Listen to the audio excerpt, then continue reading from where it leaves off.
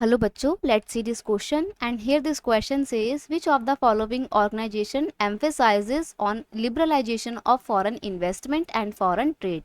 Question आपसे बोल रहा है कि वो कौन सा ऑर्गेनाइजेशन है जो एम्फेसाइज करता है, जो जोर देता है liberalisation of foreign investment and foreign trade पे, यानी कि फॉरेन ट्रेड और फॉरेन इन्वेस्टमेंट को बढ़ाना है, उसको लिबरलाइज करना है, इसके ऊपर कौन सा ऑर्गेनाइजेशन जोर देता है।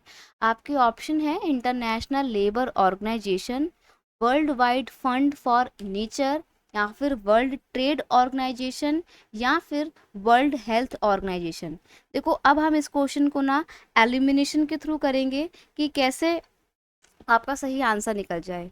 अगर हम बात करें यहाँ पर foreign investment and foreign trade की, तो ये तो हमें समझ में आ रहा है कि कुछ फाइनेंस से रिलेटेड बातें हो रही हैं, पैसे वैसे से ट्रेड से रिलेटेड बातें हो रही हैं, ठीक है। तो क्या लेबर ऑर्गेनाइजेशन ये बात उठाएगी कि ट्रेड बढ़ाओ? नहीं, क्योंकि लेबर ऑर्गेनाइजेशन तो लेबर के लिए, मजदूरों के लिए काम करेगी, ये एलिमिनेट हो गया। World Wide Fund for nature, अब नेचर की बात नहीं हो रही है, प्रकृति की बात नहीं हो रही है, आप इसको भी एलिमिनेट कर देंगे। वर्ल्ड हेल्थ ऑर्गेनाइजेशन की बात करें, WHO की, तो ये पूरे वर्ल्ड में क्या क्या डिजीज फैल रही हैं, कैसे उनसे बचना है, हेल्थ के लिए बात करती है। तो वो फंड की बात नहीं करेगी, ट्रेड की बात नहीं करेगी, ये वाला ऑप्शन भी आपका एलिमिनेट हो गया। हालांकि ये जो वर्ल्ड हेल्थ ऑर्गेनाइजेशन है, अभी कोविड पीरियड में बहुत इंपॉर्टेंट रोल प्ले किया था वर्ल्ड हेल्थ ऑर्गेनाइजेशन ने। कोविड से रिलेटेड जितनी भी नई जानकारी होती थी, जितने भी डेटा रिलीज करते थे, वो वर्ल्ड हेल्थ ऑर्गेनाइजेशन के द्वारा किए जाते थे, ठीक है। तो यहाँ पर हमारा लेकिन ये ऑप्शन एलिमिनेट हो गया, क्योंकि हम बात कर रहे हैं foreign investment and foreign trade की। तो foreign investment and foreign trade को बढ़ावा देता है वर्ल्ड ट्रेड ऑर्गेनाइजेशन, जिसको हम बोलते हैं WTO, ठीक है। तो आप अपने बाकी के सारे ऑप्शन को आप एलिमिनेट कर देंगे और आपका सही आंसर यहाँ पर हो जाएगा WTO। WTO वो ऐसी ऑर्गेनाइजेशन है जो जोर देती है, एम्फेसाइज करती है foreign investment on foreign trade को बढ़ाने में, ठीक है। WTO क्यों स्टैब्लिश किया गया था? WTO establishes rules regarding the international trade and sees that these rules are obeyed।